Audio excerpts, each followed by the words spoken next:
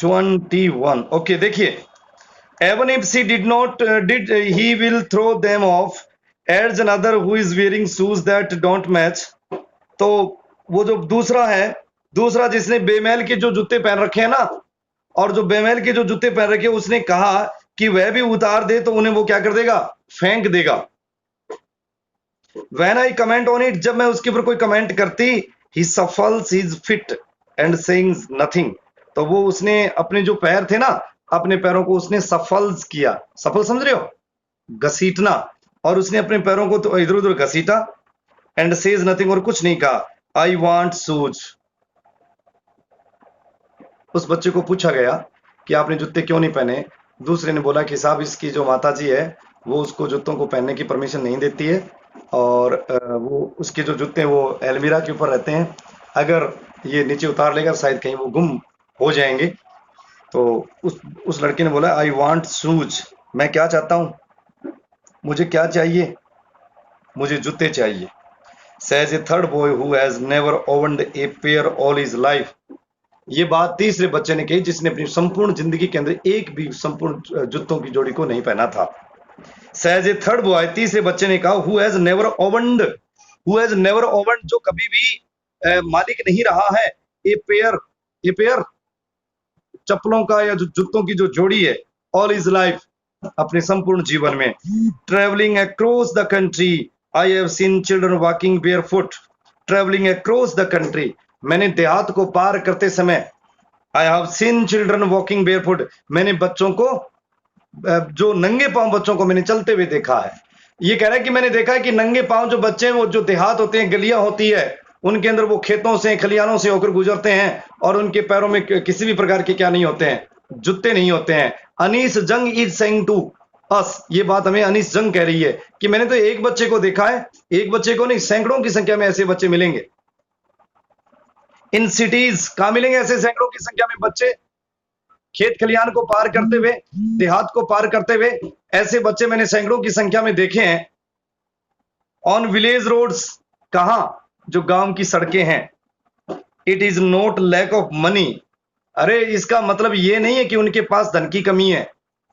That is the tradition in our villages, that is the tradition in our rural areas. हमारा जो देहात, जो ग्रामीण अंचल है, वहां की एक हमारी एक परंपरा है, टू स्टे बेयरफुट, कि बच्चे चाहे 5-5, 6-6 जूतों की जोड़ियां हो, चप्पलों की जोड़ियां हो, लेकिन बेचारे वो क्या रहेंगे, वो क्या रहेंगे, बोलिए, वो क्या करेंगे या क्या रहेंगे, वो तो बेयरफुट रहेंगे। Is one explanation, is one explanation, और ये एक वन एक्सप्लेनेशन है। एक्सप्लेनेशन का मतलब क्लैरिफिकेशन, CLARIFICATION, क्लैरिफिकेशन, स्पष्टीकरण। और ये तो एक स्पष्टीकरण है, पैसों की कमी के कारण नहीं, वरना बिना नंगे पांव भी वो क्या करते रहते हैं, घूमते रहते हैं। और ये नंगे पांव घूमने का जो सिद्ध करने के लिए ये एक स्पष्टीकरण है कि गांव में क्या आपने नहीं देखे, जब बारिश आती है घरों से बच्चे बाहर निकलते हैं, गलियों में निकलते हैं, क्या उनके पास जूते नहीं होते हैं, होते हैं।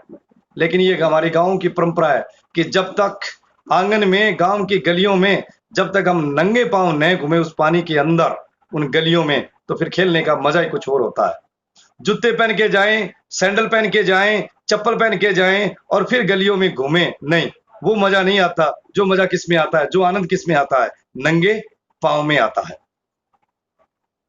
I wonder if this is only an excuse to explain away a perpetual state of poverty।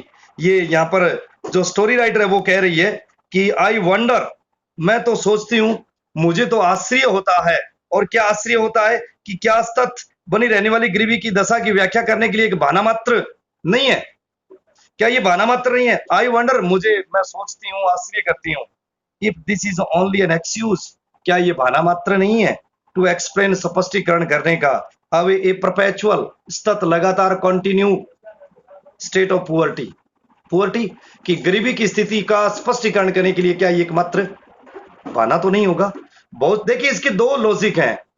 एक तो रियलिटी कि जिनके पास जूते है ही नहीं, बेचारे कहां पहन के आएंगे, ये उनके लिए कहा गया है कि जिनके पास जूते होते हैं घरों पे, फिर भी वो छोटे बच्चे, चाहे आप उनको कितना ही फोर्स करो, कुछ भी उनको कुछ भी किया जाए, कुछ भी करने के बावजूद भी वो नंगे पांव रहना क्या करते हैं, ज्यादा पसंद करते हैं। यानी वो, उनको कुछ भी कहा जाए या कुछ भी बताया जाए, उनका एक सिस्टम होता है और वो सिस्टम के तहत ही क्या करते हैं, बातें करते हैं। तो ये गांव में आपको ऐसे दो लॉजिक मिलेंगे। एक घर में तो आपको ऐसे बच्चे मिलेंगे कि जिनके पास वास्तव में पहनने के लिए जूते नहीं है, तो बेचारे नंगे पांव घूमेंगे। एक आपको ऐसे बच्चे मिलेंगे जिनके पास रियल में उनके पास प्लेंटी ऑफ शूज बहुत बड़ी संख्या में होते हैं, लेकिन उसके बावजूद भी घर वाले पीछे पीछे घूमते हैं कि आप ये पहन लो, इसमें पैरों के कुछ लग जाएगा, लेकिन उसके बावजूद भी वो नंगे पांव घूमते रहते हैं। तो क्या नंगे पांव घूमना मात्र एक गरीबी की स्थिति का दर्शाने का एक बहाना मात्र है? नहीं है। दो लॉजिक है, जिनके पास जूते नहीं है उनकी मजबूरी है, और जिनके पास जूते हैं उनका एक शौक है, वो पहनते नहीं है। क्लियर? अब जिनके पास जूते नहीं है, उन बच्चों को अगर वो जूते दे दिया जाए तो उनके लिए कितना अच्छा होगा, जिनके पास प्रचुर मात्रा में है। समझ गए? आगे देखिएगा, एक अनीस जंग अब हमें एक स्टोरी और बता रही है। अनीस जंग यहां एक जो दूसरी स्टोरी है उसका यहां पर वो जिक्र कर रही है। Anees Jung, I remember a story a man from Udipi once told me. ये कह रही कि मुझे एक कहानी और याद है, और जो मुझे एक ये कहानी किसके द्वारा बताई गई, ये जो कहानी मुझे बताई गई वो किसके द्वारा, उडीपी, ये उडीपी एक जगह का नाम है, कि उडीपी नाम की एक जगह थी, उसका एक व्यक्ति था जिसने मुझे कहानी बताई। क्या बताई? As a young boy, as a young boy, young boy का मतलब कि जब वो एक लड़का था, he would, as a young boy he would go to school past an old temple. Past, past का मतलब है गुजरना या जाना, कि जब वो एक क्या था, जब वो एक युवा बच्चा था, एक युवा लड़का था, तब वो क्या करता था, जाता था एन ओल्ड टेम्पल। कहा जाता था? ये अनीस जंग कह रही है कि उदीपी, उदीपी एक जो जगह है वहां का एक व्यक्ति, उसने मुझे कहानी बताई कि जब मैं एक लड़का था, युवा था, तो मैं एक पास का जो स्कूल, एक स्कूल था, और वो पास का स्कूल कहाँ था, एक मंदिर के पास था, मैं उस स्कूल में जाया करता था। Where his father was priest. जिस स्कूल में जाया करता था उस स्कूल के पास से क्या था, वो लड़का, उदीपी वाला लड़का, उदीपी जगह का नाम है लाइक पल्लू, कि उदीपी के एक लड़के ने अनीस जंग को स्टोरी बताई कि एज ए यंग बॉय, जब मैं लड़का था, युवा था, बच्चा था, मैं स्कूल जाया करता था। स्कूल किसके पास था? मंदिर के पास स्कूल था। और जब वो मंदिर के पास स्कूल था, मैं वहां जाया करता था। जब मैं वहां जाया करता था, where his father was a priest, जहां उसके पिताजी क्या थे, पुजारी थे। He would stop, he would stop, वो क्या कर जाए, वो क्या करता था, ही वुड स्टॉप, वो रुक जाया करता था, briefly, for a short time, for a little time, वो थोड़े से समय के लिए रुक जाया करता था। एट द टेम्पल, कहां रुक जाया करता था, मंदिर के पास, मंदिर पर। And pray for a pair of shoes, और भगवान से किसके लिए वो प्रार्थना किया करता था, एंड प्रे फॉर, और वो प्रार्थना किया करता था, ए पेयर ऑफ शूज, एक जूतों की जोड़ी के लिए। कौन? वो उदीपी वाला लड़का। जब वो स्कूल जाया करता था, उसका स्कूल मंदिर के पास था, उस मंदिर के अंदर उसके फादर क्या थे, प्रिस्ट थे, और वो उस मंदिर के अंदर किसकी प्रे किया करता था, किसकी वो बैग किया करता था, जूतों की जोड़ी की। Okay. 30 years later I visited his town. Anish Jung is saying to us कि that thing was happened before many days, many years ago. बहुत साल पहले ये घटना हुई। 30 years later I visited his town. Anis जंग कह रहे कि 30 साल के बाद मैंने उसके कस्बे का भ्रमण किया जहां वो रह रहा था। एंड द टेम्पल, और मैंने किसका भ्रमण किया, उस मंदिर का भ्रमण किया, विच वॉज नाउ ड्रोन्ड इन, जो मंदिर, जो जगह, वो लोकेशन, वो स्कूल, वो टेम्पल विच वाज नाउ ड्रोन्ड इन, जो अब वो चीजें क्या हो चुकी थी, डूब चुकी थी in an air of desolation. Underline desolation, निरंजन, बंजर, सुनसान। अब वो जो जगह थी वहां पर नया स्कूल था, यानी जो स्कूल की जो पोजीशन या जो जगह थी वो डिसोलेशन हो चुकी थी, सुनसान, एक प्रकार का जंगल बियाबान बन चुका था, वो जगह उजड़ चुकी थी। लेखिका ने जब 30 साल के बाद उस स्कूल का विजिट किया, उस जगह का भ्रमण किया, तो जगह का भ्रमण करने के बाद वो जगह अब एक प्रकार का बंजर का रूप ले चुकी है। इन द बैकयार्ड, आंगन के अंदर, where lived the new priest, अब उस मंदिर के अंदर, जिस मंदिर के अंदर 30 साल के बाद अनीस जंग आई है, उस मंदिर के अंदर उसने देखा, आंगन के अंदर, where lived the new priest, जहां पर एक नया पुजारी रहता था। There were red and white plastic chair, वहां पर लाल रंग की और सफेद रंग की क्या थी, कुर्सियां थी। ए young boy dressed in A grey uniform, A young boy dressed, एक छोटा बच्चा जिसने पोशाक पहनी हुई है, इन ए ग्रे यूनिफॉर्म, ग्रे सलेटी रंग की उसने एक पोशाक पहनी हुई है। वियरिंग सॉक्स एंड शूज, जूते भी पहने हुए हैं, मोजे भी पहने हुए हैं। अराइव्ड पेंटिंग, अराइव्ड पहुंचा, पांटिंग हाँफता हुआ, and through his school bag, उसने अपना स्कूल का जो थैला था उसको फेंक दिया। On A folding bed, folding bed समझते हो ना, वो चारपाई, वो खटिया, वो कोट जिसको फोल्डिंग किया जाता है, फोल्डिंग समझ गए ना। फोल्डिंग को कैसे समझाऊंगा आपको। फोल्डिंग का मतलब जिसको ओपन भी किया जा सकता है वापिस, जैसे ये बुक है, अब ये खुली है ना, अब ये बुक खुली है, जैसे इसको मैंने इस प्रकार कर दिया, ओके, तो इस प्रकार की चारपाई, अक्सर ऐसी चारपाई जो आर्मी के जो लोग होते हैं उनमें, क्योंकि उनके पास जगह का, जैसे जिस जगह उन्होंने अपना तंबू वगैरह लगाया वहां रुके, वापिस चले, तो वो उसको फोल्ड कर देते हैं, मोड़ देते हैं, और उसके बाद में किसी दूसरे स्थान पर चले जाते हैं, okay.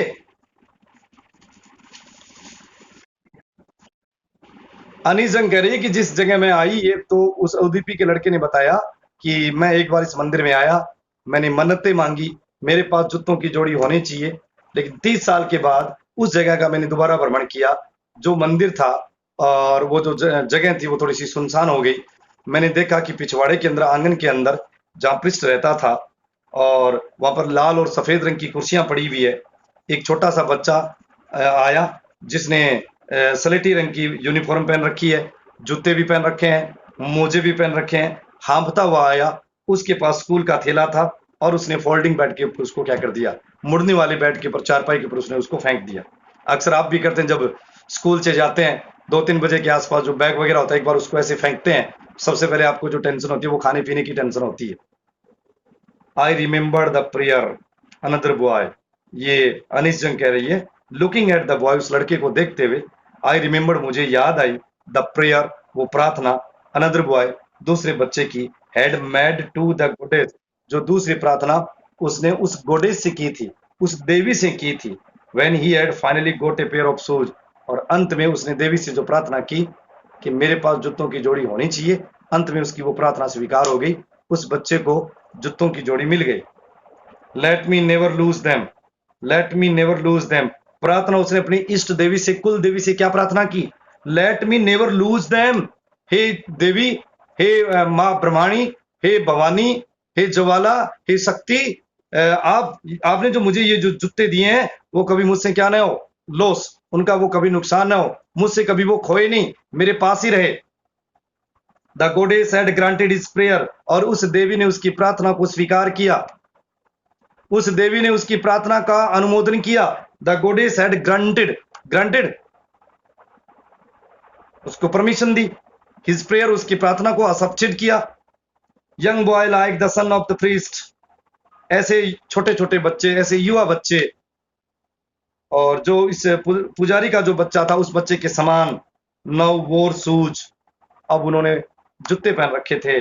But many other like the rag pickers, underline, बहुत सारे आपको ऐसे बच्चे मिल जाएंगे जो रैग पिकर्स का काम करते हैं, जो कचरा बीनने का काम करते हैं, जो कचरा उठाने का काम करते हैं। कचरा उठाने वाले लोग, कचरा बीनने वाले लोग, कूड़े का वो ढेर जिसके ऊपर वो कचरा उठाते हैं, ऐसे लोगों को क्या कहा गया है, रैग पिकर्स कहा गया है। क्लियर?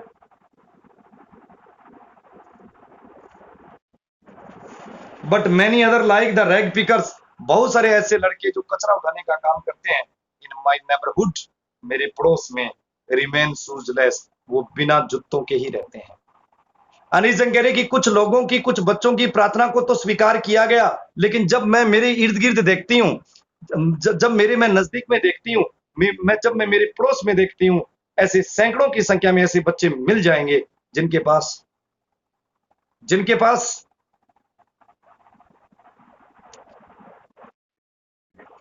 आपने ये चीज अनिल जंग को छोड़िए, आपने इन चीजों को अपने गांव में, अपनी लोकेशन के आसपास भी देखा होगा। ऐसे घर जो गरीब घर हैं, और ऐसे घरों में बच्चों की पूरी टोलियां हैं। एक घर में अगर 5 और 10 बच्चे हैं, जब वो बच्चे गलियों में निकलते हैं, गुजरते हैं, जाते हैं, तो आप ध्यान से देखना उनके पैरों में, क्या उनके पैरों में, सभी बच्चों के पैरों में जूते होते हैं? उनका ये शौक नहीं है कि उनके पास घर पे जूते थे और वो पहन के नहीं आए। ये तो है अमीर घरों में। बड़े जो घरों के जो बच्चे होते हैं, वो शौक से न पहने, एक अलग बात है। ऐसे छोटे बच्चे जिनकी पैरों की एड़ियां वो फट चुकी है, उन पैरों की एड़ियों के ऊपर एक दूसरा कलर, दूसरे जो कलर का आवरण आ चुका है, पैरों की एड़ियों के ऊपर मैल जम चुका है, गंदगी जम चुकी होती है, लेकिन उनके पैरों में जूते नहीं होते। ऐसा आप अपने जितने जो अभी 14 स्टूडेंट मीटिंग में है, बताइए ऐसा अभी आपने कभी देखा है? आपको हकीकत में ऐसा दिखने में आया है? बोलिए, आप अपने एक्सपीरियंस को प्रदान कीजिएगा, बताइए। होता नहीं है? जो रैग पिकर वर्ड है ना, रैग पिकर वर्ड का मीनिंग सुनिए, दूसरा मैं एक्सप्लेन कर रहा हूं।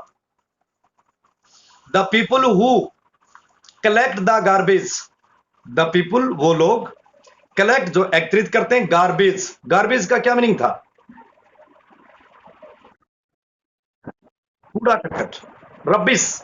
The person, the people who collect garbage, they are called rag picker, वो रैग पिकर कहलाते हैं। A person who teaches, the student who is called teacher. Clear? A person who sings song who is called singer. तो like that, a person who collect the garbage who is called rag picker. एक व्यक्ति जो कचरा उठाने का काम करता है, कचरा बीनने का काम करता है, who is called rag picker, वो कचरा उठाने वाला कहलाएगा। रैग पिकर्स बहुवचन है, कचरा उठाने वाले लोग। तो रैग पिकर शब्द इज क्लियर टू यू? शायद नहीं बोलेंगे, इससे और ज्यादा मैं उसका क्या क्लैरिफिकेशन दूं, क्या उसका एक्सप्लेनेशन दूं? Rag picker word is clear to you? Garbage का मीनिंग, गार्बेज, रबिश। ओके, एक एक वर्ड आगे और आएगा, वेगा बाउंड आएगा, वेगा बाउंड, तो मक्कड़। ऐसे लोग जिनका कोई परमानेंट प्लेस नहीं होता, परमानेंट उनकी जगह नहीं होती है, और they live, they move one place to the another place, जो एक स्थान से दूसरे स्थान पर रहते हैं, कोई परमानेंट उनका ठिकाना नहीं है। There is no permanent residence of the people, they are called the vagabond. ऐसे लोग घुमक्कड़ कहलाते हैं। जैसे आपने गांव में, इसमें भी इसका जिक्र आएगा, ऐसे लोग जो गांव में उनके पास कोई बैलगाड़ी, या जैसे कोई कैमल है, या और कोई कैमल कार्ट है, वो गांव के अंदर 10 और 15 दिन तक अपना गांव के अंदर डेरा डाल के रखते हैं। 10-15 दिन तक वो वहां रहते हैं। उसके बाद जैसे उनका काम पूरा हो जाता है, जो भी वो काम करते हैं, फिर दूसरे गांव में चले जाते हैं, वहां 10-15 दिन वहां रहेंगे, फिर तीसरे गांव में जाएंगे। ऐसे भी लोग देखे होंगे आपने। तो दीज पर्सन आर कॉल्ड, ऐसे लोग क्या कहलाएंगे? वेगा बाउंड, यानी घुमक्कड़। घुमक्कड़, घुमतू लोग, जिनका कोई परमानेंट उनका रेजिडेंस नहीं होता है। ओके, देखिए अब जो आपका एक लॉन्ग आंसर टाइप क्वेश्चन आएगा, जो मैं आपको बता, अब तक एक बच्चे की बात थी, साहिब आलम की बात थी, उसके बाद में एक उदीपी के बच्चे, अब तक हमने जो पढ़ा उसमें 2 एपिसोड आए हैं। एक साहिब नाम का बच्चा था, एक उदीपी से एक लड़का था जिसके पास खुद के जूते नहीं थे, जिसके फादर एक टेंपल में प्रिस्ट थे। उसने जूतों की जोड़ी के लिए मन्नतें मांगी, उसकी मन्नतें स्वीकार हुई। अनिस जंग कह रही है कि ऐसे सैकड़ों की संख्या में बहुत सारे बच्चे आपको आस पड़ोस में मिल जाएंगे, दे रिमेन शूजलेस, जो बिना जूतों के क्या करते हैं? रहते हैं। ओके, अब इसमें आगे देखिएगा नेक्स्ट, माई एक्वेटेंस, माई एक्वेटेंस, अंडरलाइन एक्वेटेंस, इंट्रोडक्शन, एक्वेटेंस, इंट्रोडक्शन, मेरा परिचय, पहचान, विद द बेयर फुट, मेरी जो पहचान है with the bare foot rag pickers, मेरी पहचान उन लोगों से है जो रैग पिकर का काम करते हैं, काम रैग पिकर का करते हैं लेकिन वो बेयर फुट हैं, बेयर फुट नंगे पांव है। मेरी पहचान उन लोगों के साथ है जो बेयर फुट हैं, रैग पिकर्स हैं। ओके, लीड्स मी, ले जाता है, ये कह रही कि नंगे पांव कूड़ा बीनने वाले, नंगे पांव कूड़ा बीनने वाले से मेरा परिचय मुझे कहां ले जाता है, सीमापुरी की तरफ ले जाता है। ऐसे लोग जो नंगे पांव हैं, कचरा बीनने का काम करते हैं, उन लोगों की पहचान मुझे धीरे धीरे धीरे धीरे, माई एक्वेटेंस, मेरी पहचान, with the barefoot rag picker, नंगे पांव कचरा बीनने वाले लोग, लीड्स मी, ले जाते हैं मुझे, टू सीमापुरी, सीमापुरी की तरफ। Seemapuri is a name of a place, Seemapuri एक स्थान का नाम है।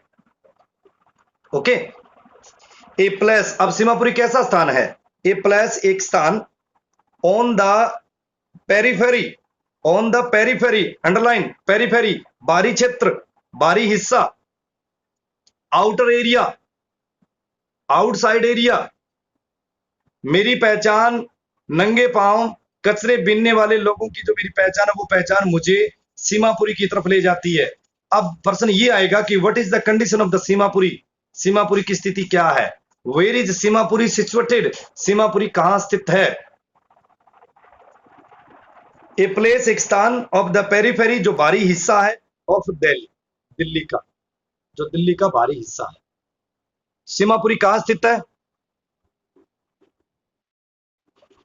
दिल्ली जो प्रॉपर प्लेस है उससे जो बाहरी यानी बाहर का हिस्सा है, अंदर का हिस्सा नहीं है, दिल्ली से बाहर की जो जगह है, जैसे पल्लू है, पल्लू के अंदर जैसे एमपीएस स्कूल है, पल्लू के अंदर जैसे राजस्थान कॉलेज है, एमडी कॉलेज है, अंबिका कॉलेज है, गौशाला है, और जो आपका जो तहसील है, नवोदय है, पुलिस स्टेशन है।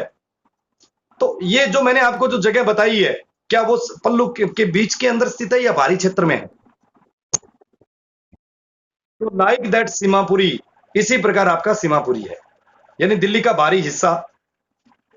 Yet miles away from it, yet miles away from it, भी उससे काफी वो, अगर आप कहें, लेकिन ये काफी माइल्स अवे यानी दिल्ली से काफी मील दूर है, दिल्ली के नजदीक नहीं है। दूरी की अगर बात करें तो आपको 15-20 किलोमीटर दूरी पर मिलेंगे। अगर अब बात अगर राजस्थान कॉलेज की आती है तो राजस्थान कॉलेज पल्लू के अंदर ही है, नवोदय स्कूल पल्लू के अंदर ही है, लेकिन नवोदय स्कूल की और राजस्थान कॉलेज की कम से कम पल्लू से 1 या 2 किलोमीटर की दूरी तो हो सकती है, क्योंकि पल्लू छोटा कस्बा है, पल्लू छोटा कस्बा है। अगर ये बड़ा हो जाएगा तो दिल्ली बड़ी जगह है, तो हालांकि वो दिल्ली का बाहरी हिस्सा है लेकिन दिल्ली से काफी मील दूर है। मेटाफोरिकली, लाक्षणिक रूप से,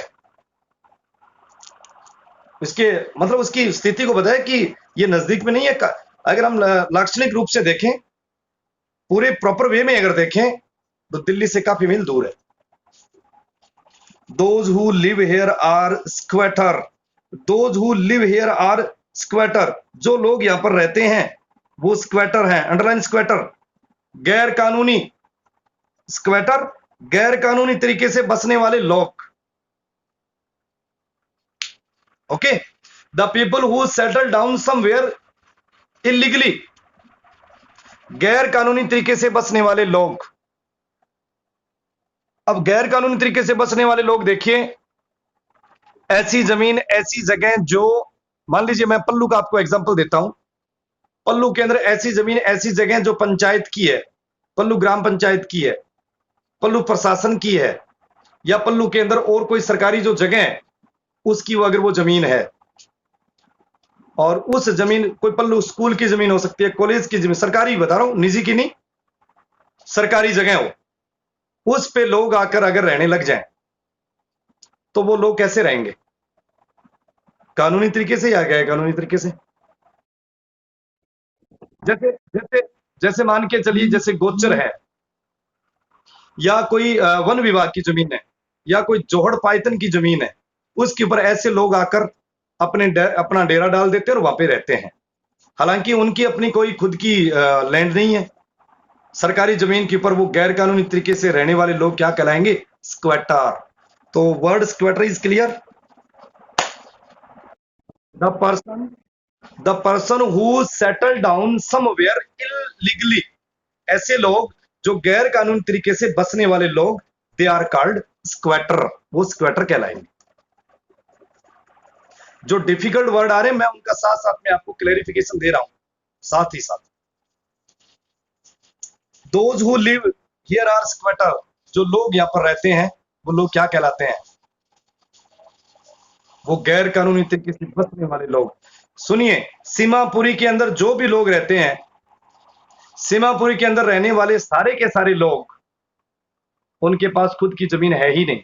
उन्होंने सरकारी जो जमीन है उनके ऊपर क्या कर रखा? अपना कब्जा कर रखा है। कब्जा तो क्या, उन्होंने अपनी झुग्गी झोपड़ियां बना रखी है, अपना जीवन यापन कर रहे हैं। सरकार का अगर अभियान चले तो ऐसे लोगों को चंद मिनटों के अंदर क्या किया जा सकता है? हटाया जा सकता है। Okay. Who came from Bangladesh back in 1971। सीमा दिल्ली का बाहरी क्षेत्र, एक दिल्ली का बाहरी क्षेत्र है जो सीमापुरी के नाम से जाना जाता है। लाक्षणिक रूप से अगर हम ये कहें तो दिल्ली से ज्यादा कोई वो नजदीक नहीं है, काफी मील दूर है। उस जगह पर बसने वाले लोग हैं वो स्क्वेटर हैं, वो गैर कानूनी तरीके से बसे हुए हैं। सरकार को भी तरीका है कि वो गैर कानूनी तरीके से बसे हुए हैं।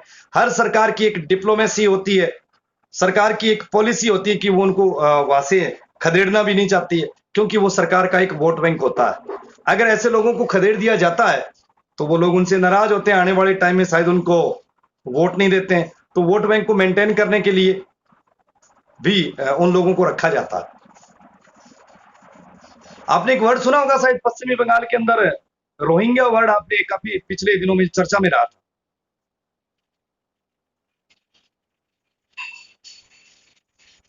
नहीं सुना था? तो ये जो सीमापुरी के अंदर जो लोग जो गैर कानूनी तरीके से रह रहे हैं, ये कहां से आए हैं?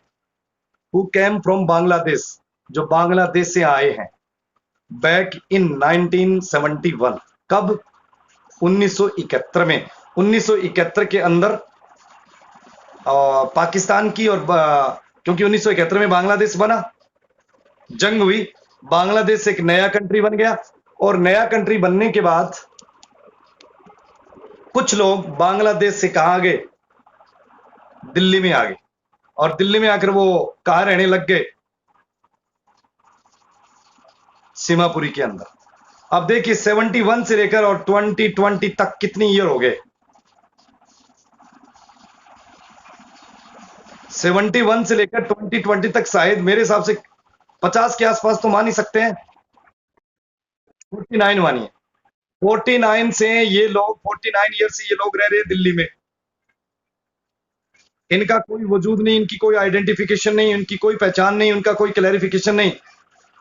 अब इंडिया के हैं या नहीं है, कहां के हैं, घुसपैठिए हैं, रोहिंग्या हैं, क्या है, कुछ नहीं कह सकते। लेकिन अभी वो लोग वहां वहां रह रहे हैं। अभी वर्तमान अगर स्थिति में देखें, in the present situation they are also living in Seemapuri. अब भी वो सीमापुरी के अंदर ही है।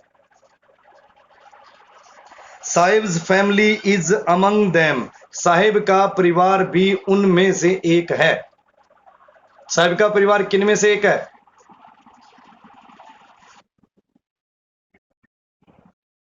जो लोग सीमापुरी में रहते हैं, साहिब का परिवार भी उनमें से एक है।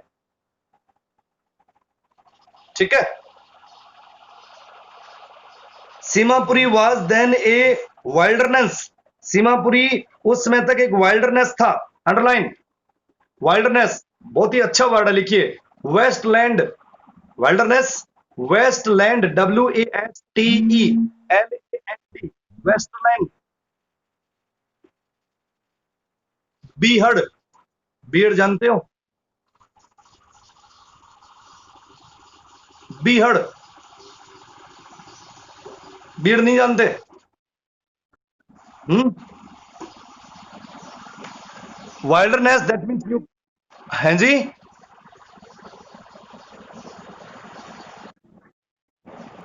सुनसान जगह, वेस्टलैंड, बीहड़, जैसे मतलब सुनसान जगह कह सकते हैं, झाड़ झखाड़ हो, ऐसी जगह जो सुनसान जगह हो, दैट इज कॉल्ड वाइल्डरनेस।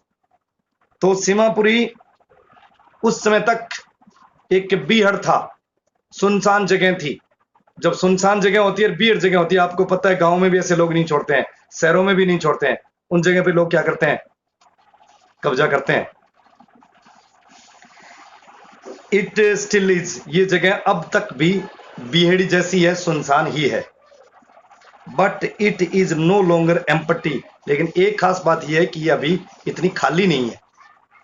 अब यहाँ पर जो बांग्लादेश से जो लोग आए हैं, उन्होंने अपने वहां पर कैप्चर कर रखे हैं।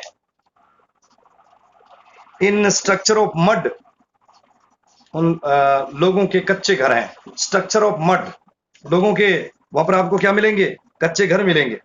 ओके, कच्चे घर मिलेंगे वहां। With roof of tin, with roof of tin, tin समझ रहे हो? Tin is a kind of a metal, एक प्रकार की धातु है। रूफ छत, टिन समझ रहे हो क्या? अरे फैक्ट्रियों में और बड़े बड़े होटल होते हैं, वहां पे जो छत होती है वो टिन की होती है,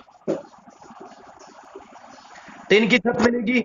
एंड ट्रपोलिन, ट्रपोलिन एक kind of a heavy cloth, एक भारी कपड़ा, एक कपड़ा होता है ट्रपोलिन, एक kind of a heavy cloth, भारी कपड़ा, देसी भाषा में त्रिपाल। समझ गए क्या? ट्रिपोलिन, त्रिपाल। तो लोगों, वहां जो सीमापुरी के अंदर जो लोग रहते हैं, उनकी छत टिन से बनी हुई है, घर कच्चे हैं, और छत के ऊपर क्या लगे हुए हैं, त्रिपाल लगे हुए हैं। डिवोइड ऑफ सीवरेज, डिवोइड ऑफ, डिवोइड ऑफ बहुत अच्छा वर्ड है, विदाउट, अभाव, कमी। लिखिए डिवोइड, अभाव, कमी, विदाउट। और सीवेज, और वहां पे आपको सीवेज की कमी मिलेगी। सीवेज समझते हो? प्रॉपर जो पानी की जो जल निकासी है वो नहीं है। ड्रेंज ऑफ रनिंग वाटर, ड्रेंज, ड्रेंज का भी मतलब ये आपका सीवेज से है, जल निकास। रनिंग वाटर, वर्षा का जो बहता हुआ पानी है, वर्षा का बहता हुआ पानी, ये नहीं है कि नालियों के द्वारा कहीं, आप सीवेज का नाली सिस्टम भी कह सकते हैं, नाली सिस्टम, कि बड़े बड़े सिटी होते हैं, बारिश का पानी आता है, नाली सिस्टम के माध्यम से बाहर तक जाता है, हम लोग उससे परेशान नहीं होते हैं। लेकिन जहां झुग्गी झोपड़ियां होती है, और जो स्लम होती है, झुग्गी झोपड़ियां होती है, वहां पर पानी की निकासी के लिए नालियां थोड़ी बनी है, वो बारिश का पानी आकर वहीं रह जाता, वहीं रुक जाता, वहीं वो गंदा पानी होता है, वहीं वो लोग रहते हैं। लिव 10,000 रैग पिकर्स, और वहां पर कोई पानी जल निकास की व्यवस्था नहीं, नालियों की व्यवस्था नहीं। लगभग उस सीमापुरी के अंदर how many people live, how many rag picker live? 10,000 rag picker live in the Seemapuri. लगभग 10,000 लोग है वो सीमापुरी के अंदर क्या करते हैं, रहते हैं। They have lived here for more than 30 years without an identity. 30 सालों से लोग यहाँ, ये बात जब ये चैप्टर लिखा गया, ये चैप्टर लिखा गया तब नियर अबाउट 2001 और 2 के आसपास लिखा गया, 30 साल हो गए थे, अब 2020 चल रहा है। तो ये कह रहे हैं कि यहाँ पर जो लोग हैं वो 30 सालों से रह रहे हैं, और 30 सालों से लोग हैं वो विदाउट आइडेंटिटी, विदाउट आइडेंटिटी, बिना पहचान के रह रहे हैं। उनकी कोई आइडेंटिफिकेशन नहीं है, उनकी कोई, उनका इंट्रोडक्शन नहीं है, कोई उनकी पहचान नहीं है। तो यहां तक इसको अंडरलाइन कीजिएगा, बाकी इसके ऊपर कल चर्चा करेंगे। हेलो, इतना अंडरलाइन कर लीजिएगा, बाकी कल, और कल पूरी कोशिश रहेगी कि अपनी सेम टाइम ही क्लास रहेगी, 8:30। बाकी कोई अगर व्यवस्था, क्योंकि रात वाला मैंने मैसेज जो सुबह क्लास नहीं होगी, मैंने, आपने देखा होगा 4 बजे, रात्रि के 4 बजे मैंने मैसेज डाला था कि आज क्लास नहीं हो पाई, क्योंकि उस वक्त मैं राहुल सर में था और जागृत था, तो मैंने सोचा स्टूडेंट डिस्टर्ब होंगे, कम से कम इन्फॉर्म तो करें। अभी तक मुझे कहीं जाना नहीं है, घर पे ही हूं, और भगवान से उम्मीद करते हैं कि हम स्वस्थ रहें, घर पे रहें, हेल्दी रहें, सभी रहें।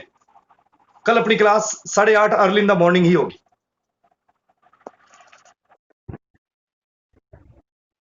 कितने बजे?